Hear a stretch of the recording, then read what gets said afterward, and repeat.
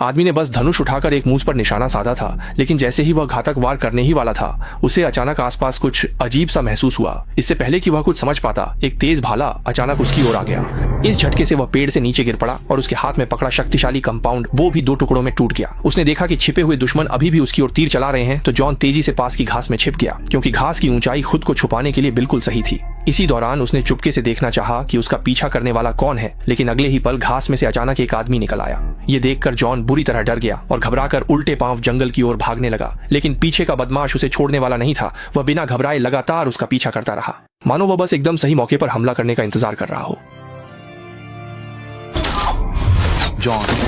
John ने कभी सोचा नहीं था कि वह सिर्फ जंगल में शिकार करने आया था, पल भर में खुद किसी का शिकार बन जाएगा। अपनी जान बचाने के लिए वह सांस लेने फुर्सत नहीं पा रहा था, जंगल भागता जा रहा था। लेकिन तभी बदमाश को मौका मिल गया। उसने धनुष पर तीर चढ़ाया। एक तेज तीर जॉन की पिंडली को भेदता निकल गया। अचानक हुई इस घटना से जॉन तुरंत ही पहाड़ी से नीचे लुढ़क गया, लेकिन इस वक्त उसके पास सोचने का समय ही नहीं था। उसे एहसास था कि वह बदमाश जल्दी ही पीछे से आ जाएगा। जॉन ने बिना कुछ कहे अपनी तलवार निकाल ली और फिर अपनी बुरी तरह घायल टांग को घसीटते हुए एक खंडहर में छिप गया। लेकिन वह बदमाश भी पीछे से उसका पीछा करते हुए आ गया। हालांकि जैसे ही वह आदमी घर के अंदर आया, जॉन का कहीं कोई पता नहीं था। असल में जॉन लकड़ी के फर्श के नीचे छिपा हुआ था और वह ऊपर खड़े बदमाश के जल्दी चले जाने की दुआ कर रहा था। उसे यह पता नहीं था कि बदमाश के अंदर आते ही उसे फर्श के नीचे कुछ अजीब सा महसूस हो गया था। मैंने तुमसे कहा था कि मुझे एक ट्रॉफी चाहिए थी। जैसे ही बदमाश ने लकड़ी के फर्श को अपने पैर से तोड़ दिया, उसने सीधे जॉन पर तीर कमान तान दी और धमकी दी कि वह फर्श के नीचे से बाहर आ जाए। चूंकि बदमाश के हाथ में हथियार था, जॉन को मजबूरी में चुपचाप बाहर आना पड़ा। लेकिन जैसे ही वह बाहर आया, उसे सामने वाले ने जोरदार लात मार दी और जॉन के संभलने से पहले ही सामने वाले ने अचानक उसे एक रस्सी फेंक कर दी और कहा कि वह रस्सी को अपनी टांग के छेद से निकाल ले। बदमाश की धमकी के आगे जॉन को मजबूरी में उसकी बात माननी पड़ी। अगले ही पल जॉन को उल्टा लटका दिया गया। जॉन दर्द से चिल्ला रहा था, लेकिन बदमाश के चेहरे पर जरा भी दया नहीं थी, बल्कि वह गुस्से से भरा हुआ था। इसके बाद उसने चाकू निकाल लिया और जॉन को हमेशा के लिए खत्म करने की तैयारी करने लगा। इस समय जॉन हैरान था कि आखिर वह आदमी उसका पीछा करके उसे मारना क्यों चाहता है। लेकिन बदमाश ने उसे खुद ही सोचने को कहा कि उसने सालों पहले कौन सी गलती की थी। बदमाश की इस जिद के सामने जॉन ने मौका देखकर जमीन पर पड़ा एक लकड़ी का टुकड़ा उठाया और उस पर फेंक मारा। फिर जल्दी से अपनी टांग की रस्सी काट डाली। जॉन को भागने की कोशिश करते देख बदमाश तुरंत उस पर हमलावर हो गया। गंभीर घायल जॉन उसका मुकाबला न कर सका। उसे एक लात मारकर दूर फेंक दिया गया। हैरानी की बात यह थी कि दरवाजे के बाहर एक नदी बह रही थी। इस तरह जॉन तेज धारा में बहता हुआ नीचे चला गया। इस नदी में कई पत्थर भी थे। जरा सी लापरवाही से वह पत्थरों से टकरा सकता था और बेहोश हो सकता था। और भी डरावनी बात यह थी कि थोड़ी ही दूरी पर एक खड़ी चट्टान से झरना था। अगर वह उसमें गिर जाता तो निश्चित ही उसकी जान चली जाती। एक आखिरी उम्मीद के लिए जॉन ने खुद को जितना हो सके स्थिर रखने की कोशिश की। सौभाग्य से उसने एक पत्थर कसकर पकड़ा, जिससे उसकी जान बच गई। उस बदमाश के फिर से पीछा करने के डर से जॉन जल्दी किनारे पर चढ़ा और वापस जंगल की ओर भागा। हालांकि वह फिलहाल उस बदमाश से बच गया था, लेकिन उसकी टांग का घाव लगातार खून बहा रहा था। खून रोकने के लिए वह तेजी से एक गुफा में छिपा, फिर चकमक पत्थर से आग जलाई। जब शरीर का तापमान सामान्य हुआ तो वह बाहर गया और कुछ जड़ी बूटियां तोड़ लाया। असल में एक अनुभवी शिकारी होने के नाते वह इन जड़ी बूटियों को अच्छी तरह जानता था। एल घाव भर सकता है, इसलिए उसने सीधे अपने मुंह से उसे चबाकर अपनी घायल टांग पर लगा लिया और अंत में अपनी टांग पर पट्टी बांध दी। घाव की देखभाल करने के बाद जॉन बाहर गया और एक लकड़ी की टहनी लेकर आया। चाकू से उसमें एक खांचा बनाया और फिर उस पर एक लचीली रस्सी बांध दी। इस तरह उसने एक साधारण आत्मरक्षा का हथियार बना लिया।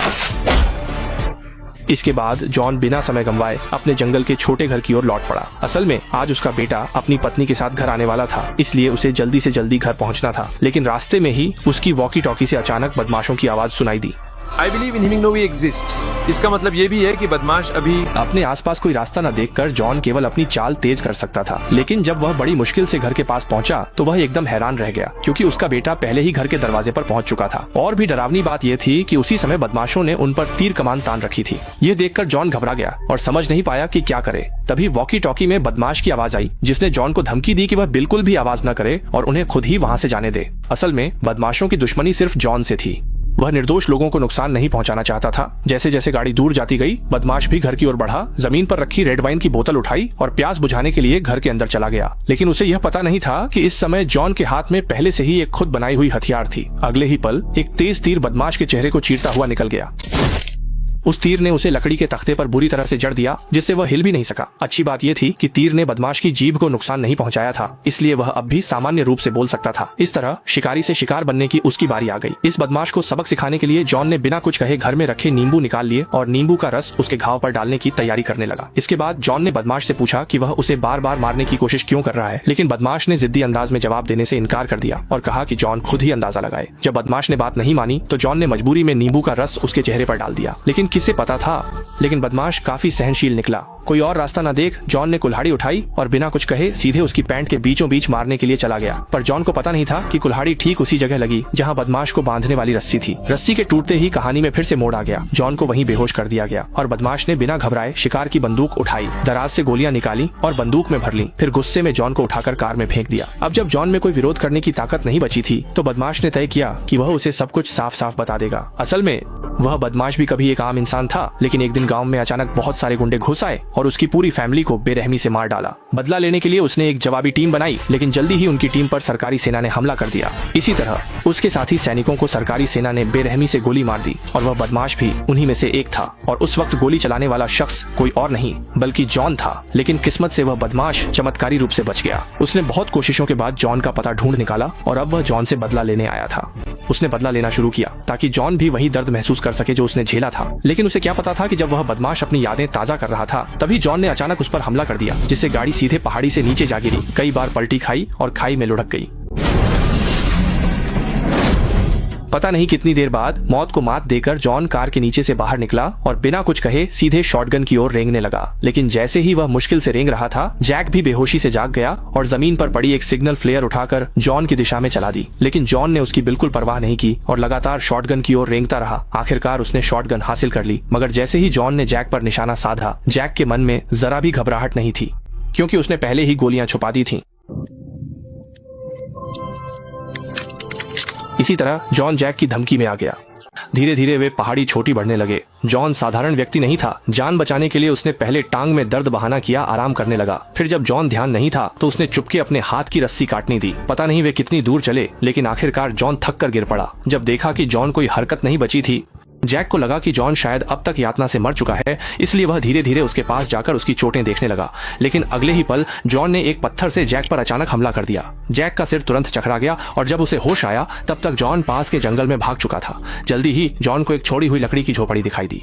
वह बिना सोचे समझे झोपड़ी में छुप गया और छिपने की जगह ढूंढने लगा। लेकिन जल्दी ही जैक पीछे से उसका पीछा करते हुए वहां पहुंच गया। इसी दौरान जॉन ने देखा कि वहां कुछ स्टील की तारें पड़ी हैं, तो उसने तुरंत एक साधारण जाल बना डाला। जैसे ही जैक ने दरवाजे को लात मारकर खोला, जॉन ने छत को खींचकर गिरा दिया, जिससे भारी लकड़ी की पट्टियां जैक पर गिर पड़ी और वह जमीन पर गिर गया। जॉन उसकी बंदूक छीनने के लिए दौड़ा, लेकिन तभी जैक ने बंदूक की बट से उसके घुटने पर वार कर दिया।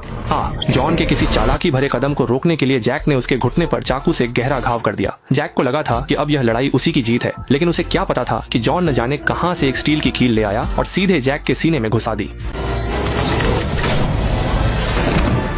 इस बार भी जॉन ने विपरीत परिस्थितियों में बाजी पलट दी। जब जैक को होश आया तो उसे एक पहाड़ी की चोटी पर ले जाया गया। असल में जॉन चाहता था कि वह सालों पहले की तरह जैक की जान इसी पहाड़ी पर ले ले, लेकिन इतने साल बीत चुके थे और जब जॉन ने सच में जैक पर निशाना साधा तो वह ट्रिगर दबाने में हिचकिचा गया।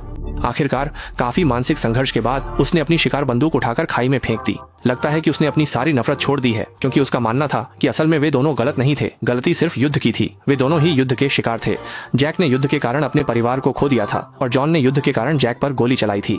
वे दोनों ही युद्ध द्वारा मजबूर किए गए बेबस लोग थे और कहानी के अंत में दोनों पहाड़ी की चोटी पर बैठकर अपनी अपनी मुक्ति पूरी करते हैं। इसी के साथ फिल्म समाप्त होती है। ठीक है, मैं हूँ न्यू मूवीज। इस कड़ी में बस इतना ही। अगली बार फिर मिलेंगे। अलविदा।